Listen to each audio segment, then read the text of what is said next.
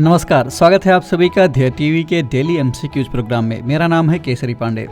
तो बिना देर किए हुए शुरुआत करते हैं आज के एमसीक्यूज का और लेते हैं पहला प्रश्न। हाल ही में सभी आदिवासी लोगों को बुनियादी दस्तावेज देने वाला देश का पहला जिला कौन सा बना है?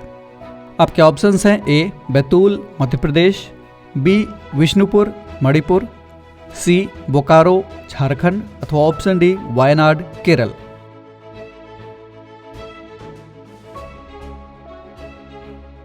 इस प्रश्न का सही उत्तर है विकल्प डी यानी ये वायनाड जिला है केरल का। व्याख्या देख लेते हैं। वायनाड सभी आदिवासियों को आधार कार्ड, राशन कार्ड, जन्म अथवा मृत्यु प्रमाण पत्र, चुनाव पहचान पत्र, बैंक खाते और स्वास्थ्य बीमा जैसी बुनियादी दस्तावेज और सुविधाएं प्रदान करने वाला देश का पहला जिला बन गया है। इसके लिए वायनाड जिला प्रशासन ने ABCD अभियान चलाया था।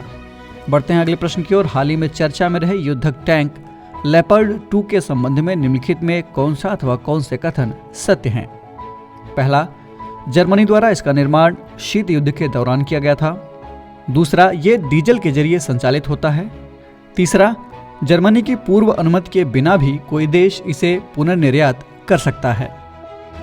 आपके विकल्प हैं ए केवल 1 और 2, बी केवल 2 और 3, सी सभी कथन सत्य हैं यानी तीनों स्टेटमेंट, और डी सभी कथन गलत हैं यानी तीनों में से कोई भी सही नहीं है।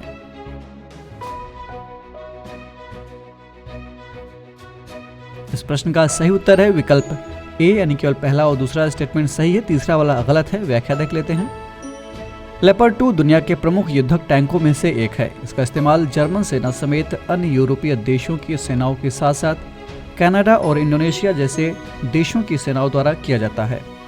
ये डीजल इंजन द्वारा संचालित होता है जिसमें नाइट विजन उपकरण और एक लेजर रेंज फाइंडर होता है जो किसी वस्तु की दूरी को माप सकता है और लक्ष्य पर बेहतर निशाना लगा सकता है। बिना अनुमति के जर्मन निर्मित इन टैंकों का पुनर्निर्यात करना अवैध है यानी गैर कानूनी है। बढ़ते हैं तीसरे प्रश्न की ओर। हाल ही में नोवाक जोकोविच किस खिताब को जीतकर वर्ल्ड रैंकिंग में शीर्ष खिलाड़ी बन गए हैं? आपके ऑप्शंस हैं A Wimbledon championship, B French Open, C Australian Open अथवा option D US open.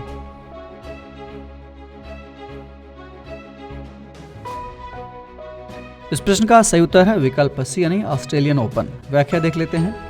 Serbia के नोवाक जोकोविच ने ऑस्ट्रेलियन ओपन टेनिस में पुरुष सिंगल्स का खिताब जीत लिया है। फाइनल में जोकोविच ने यूनान के स्टीफानोस सित्सिपास को लगातार सेट में 6-3, 7-6, 7-6 से पराजित किया। साल 2021 में फ्रेंच ओपन के फाइनल में भी सित्सिपास को हराकर जोकोविच ने खिताब जीता था।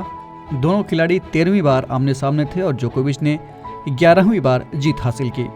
इस जीत के साथ ही जोकोविच रैंकिंग में दुनिया के शीर्ष सिंगल्स खिलाड़ी भी बन गए हैं। बढ़ते हैं चौथे प्रश्न की ओर। हाल ही में चर्चा में रहे प्रोजेक्ट 39A की वार्षिक मृत्युदंड रिपोर्ट 2022 के संबंध में निम्नलिखित में से कौन सा अथवा कौन से कथन सत्य हैं? पहला, इसे नेशनल लॉ यूनिवर्सिटी दिल्ली द्वारा जारी किया गया है यानी राष्ट्रीय विधि विश्वविद्यालय। दूसरा, इसके मुताबिक फांसी के लगभग 33% सजा यौन अपराधों में दी गई है।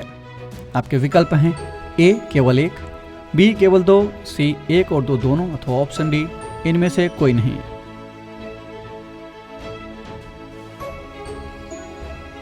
इस प्रश्न का सही उत्तर है विकल्प सी यानी दोनों स्टेटमेंट सही हैं। व्याख्या देख लेते हैं। नेशनल लॉ यूनिवर्सिटी एक्ट 2007 के तहत एक राष्ट्रीय विधि विश्वविद्यालय की स्थापना की गई थी और प्रोजेक्ट 39 इसी विश्वविद्यालय से जुड़ा एक समूह है जो कि आर्टिकल 39A के उद्देश्यों के लिए काम कर रहा है और इसने हाल ही में वार्षिक मृत्युदंड रिपोर्ट 2022 नामक एक रिपोर्ट जारी की है। इस रिपोर्ट के मुताबिक भारत में मृत्युदंड कैदियों की संख्या 2022 में बढ़कर 539 हो गई है जबकि साल 2021 में ये 490 थी। पिछले 2 दशकों में ये एक साल में मौत की सजा के मामले में सबसे ज्यादा है। चौंकाने वाली बात है कि फांसी की सजा पाने वाला हर तीसरा शख्स यौन अपराधों से जुड़ा हुआ है।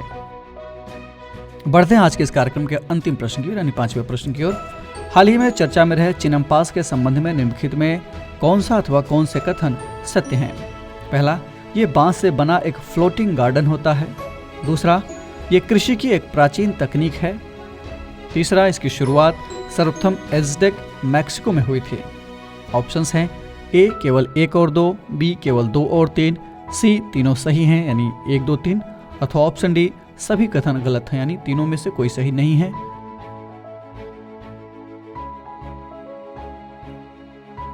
इस प्रश्न का सही उत्तर है विकल्प बी, यानी दूसरा और तीसरा सही है, पहला वाला गलत है। व्याख्या देख लेते हैं। सिंगापुर में स्वयंसेवकों का एक समूह लोगों को प्लास्टिक की बोतलों को मिनी फ्लोटिंग गार्डन में बदलने के लिए प्रोत्साहित कर रहा है। इसे चिनम्पास के नाम से जाना जाता है। ये प्लास्टिक की बोतलों को रिसाइकिल करने के लिए एक अभिनव उदाहरण है, एक नया उदाहरण है। इसका सबसे पहले इस्तेमाल एज़टेक मैक्सिको द्वारा एक प्राचीन कृषि तकनीक के रूप में किया गया था, जिन्होंने झीलों में कृत्रिम तैरते हुए द्वीपों का निर्माण किया और उन पर पौधे और भोजन उगाने का एक तरीका खोजा था। तो ये था आज का डेली एमसीक्यूज कार्यक्रम। कमेंट करके ज़रूर बताइए हमें कि आपके 5 में से कितने प्रश्न सही हुए। अगर आपको ये कार्यक्रम अच्छा लगा तो वीडियो को लाइक करें और चैनल को सब्सक्राइब अथवा शेयर करना ना भूलें। और आपसे गुजारिश है कि बेल आइकन भी प्रेस करें ताकि आपको हमारे आने वाले सभी प्रोग्राम्स का नोटिफिकेशन भी मिलता रहे। हम फिर मिलेंगे एक नए कार्यक्रम के साथ। तब तक के लिए पढ़ते रहिए और बढ़ते रहिए। नमस्कार।